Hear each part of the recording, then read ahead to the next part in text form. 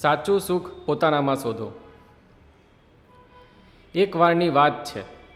એક માણસ ટ્રેનમાં મુસાફરી કરી રહ્યો હતો।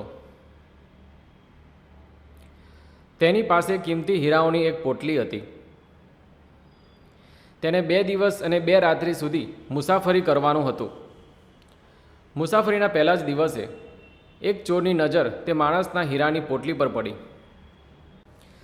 ચોરે તરત જ એક યુક્તિ વિચારી અને એક મોટો થેલો લઈને તે માણસની બાજુમાં જઈને બેસી ગયો। તે મીઠી મીઠી વાતો કરીને તેની સાથે મિત્રતા કરવા લાગ્યો। ચોરે વિચાર્યું કે રાતે જ્યારે બધા ઊંઘી જશે ત્યારે હું હીરાની પોટલી ચોરી લઉં। આ વિચાર કરીને તે ખૂબ જ ખુશ થયો।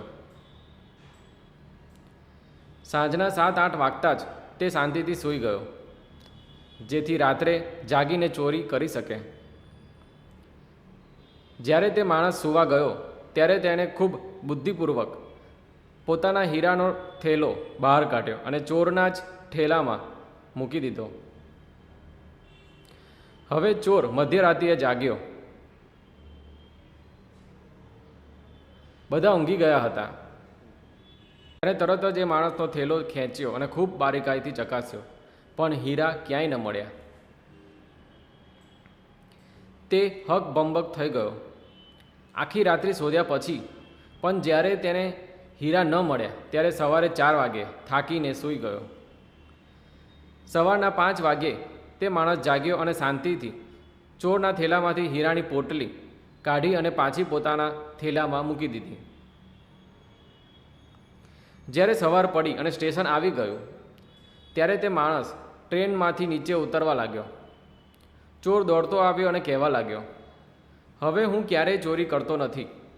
બસ મને એક વાત તો કહી દો, હીરાની પોટલી આખી રાતે આખી ટ્રેનમાં શોધ્યા છતાં ક્યાંય મળી નહીં।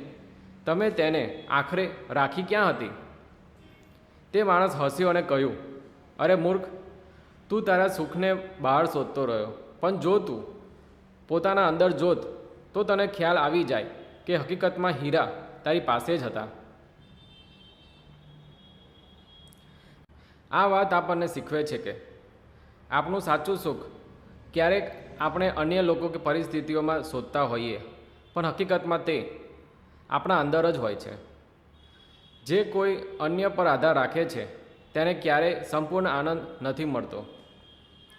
જો આપણે પોતાની અંદર જોતા શીખી જઈએ તો જીવનમાં ક્યારેય સંકટ નહીં આવે। જો તમને આ વિડીયો ગમ્યો હોય તો વિડીયોને લાઈક અને ચેનલને સબસ્ક્રાઈબ જરૂરથી કરજો।